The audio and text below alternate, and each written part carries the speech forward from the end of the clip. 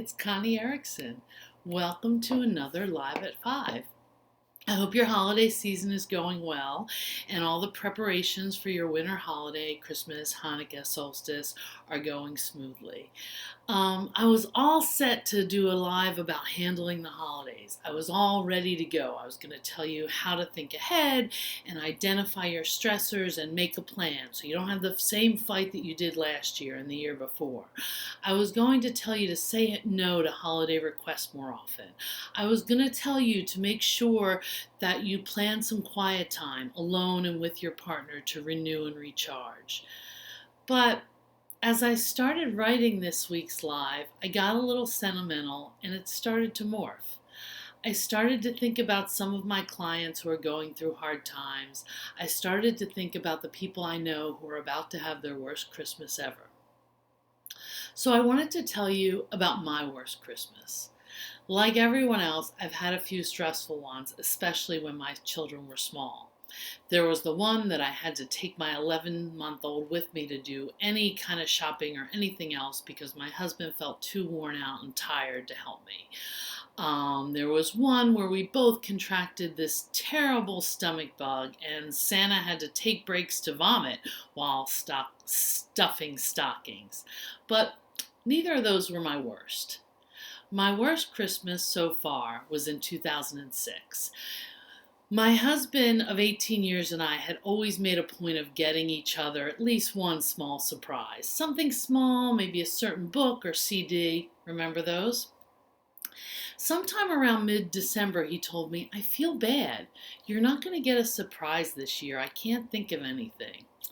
Well, that changed, and I actually got a surprise exactly 1 week before Christmas when he told me he was in love with our neighbor and someone I thought was my close friend. Yep, that was my worst Christmas. I was devastated. I remember being so numb. I remember trying to keep it together for my little kids.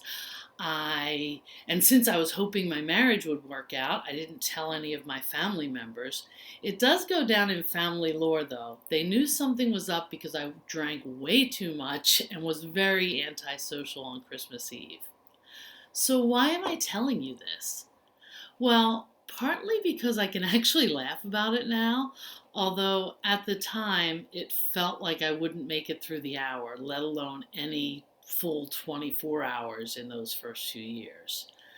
But I'm mostly telling you this to help you put things in perspective. I love that story. I love that I'm able to love it because it's so far in the past. I love it because it makes each Christmas since all the sweeter. It helps me take in all of the goodness, all of the beauty, all the love that's in my life today. It helps me take it all in.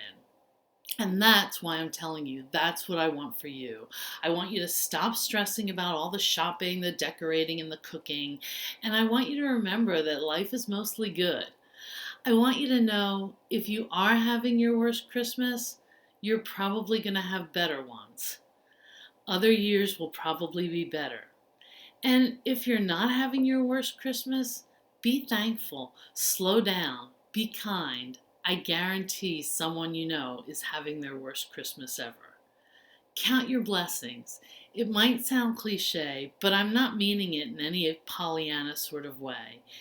In my practice, I see people who are going through and have overcome so much. I have people who are grieving loved ones, people struggling with addiction, people who've lost jobs, lost homes, and people who are terminally ill, knowing that this is likely their last Christmas. I remember one of my friends telling me about her worst Christmas ever. And I'm smiling as I tell you that, and you'll know why in a minute. But it was her worst Christmas ever. Her kids were young, and they were waiting for Santa, and she had the flu, and the house was a mess, and her husband was unhelpful. It was not at all the holiday she planned. It was the worst ever. And then the following February, her 2-year-old son was diagnosed and lost his leg to cancer.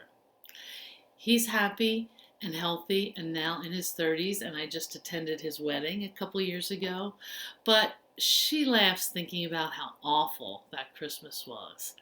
I was working as a pediatric oncology nurse at that time, and I can tell you not everyone got to go home with their child. Now, I'm not telling you this to make you sad or ashamed of your reactions to your own holiday stressors. We all have a lot going on, and the holidays are stressful. But I'm asking you to try to remember to keep things in perspective so that when you are feeling stressed and at your wits' end, perhaps your worst holiday won't seem that bad. I sincerely hope that 2006 will be my worst Christmas ever, but I also know it might not be. Life happens, people get sick, they disappoint us, they die, sometimes very unexpectedly. So for me, no matter how stressed I get this year, no matter how much my family may unnerve me, just kidding, guys, um, I'm going to cherish the things I can. I'm going to cherish the things and people I have in my life right now while I have them. And I hope you do too. Peace and happy holidays. Thanks. I'll see you next week.